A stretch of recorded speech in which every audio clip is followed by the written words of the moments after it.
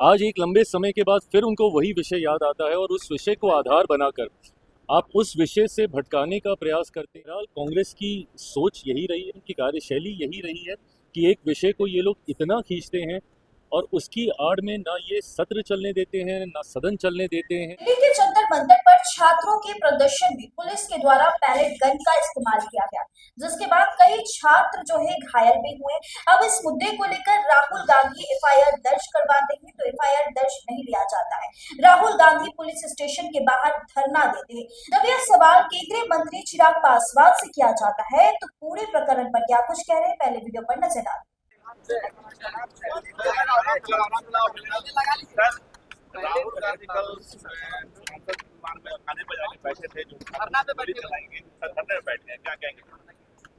देखिए, धरना प्रदर्शन ये करना लोकतंत्र में संविधान आपको इसकी इजाजत देता है, पर ऐसे में आप एक विषय को बाकी विषयों की तरफ से ध्यान भटकाने के लिए जब आप इस्तेमाल करते हैं, स्वाभाविक है जिस तरीके से वंदे मातरम को लेकर कांग्रेस का शीर्ष नेतृत्व आज की तारीख में सवालों से घिरा हुआ है, ऐसे में पुनः इस विषय को, जिस विषय को लेकर आपने संसद चलने नहीं दी, पूरा मॉनसून सत्र आपने वॉश आउट कराने का काम किया, आज एक लंबे समय के बाद फिर उनको वही विषय याद आता है और उस विषय को आधार बनाकर आप उस विषय से भटकाने का प्रयास करते हैं जो देश की बड़ी आबादी की भावनाओं को आहत करने का काम करता है।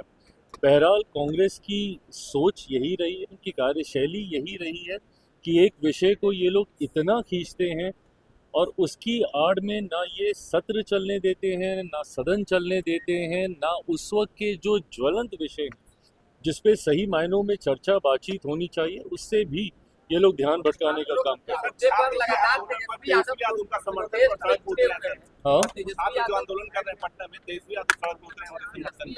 अच्छी बात है, करना चाहिए भाई, आप भी यंग हैं, आपको हर उस विषय की आवाज़ बनना चाहिए जो सही मायनों में हकदार है न्याय पाने का।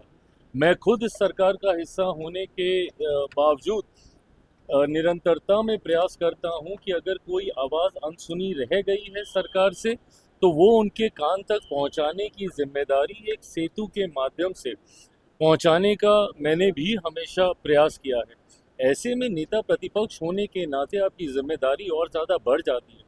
आज जिन विषयों को आप उठा रहे हैं, अच्छा होता अगर सदन जब चल रहा था उस वक्त भी आप मौजूद रहते और तब उठाते।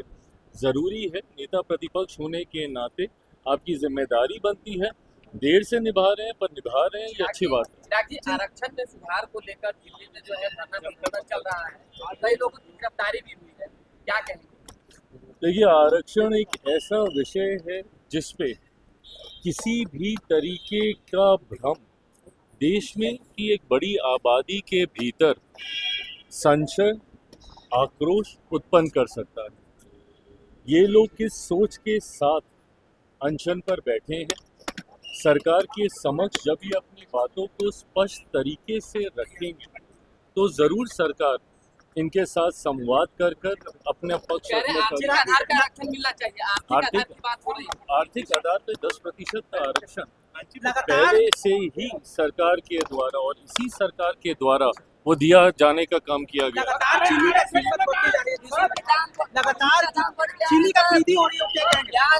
देखिए, ये चीनी के बढ़े हुए दाम यकीनन सरकार के लिए चिंता का विषय है।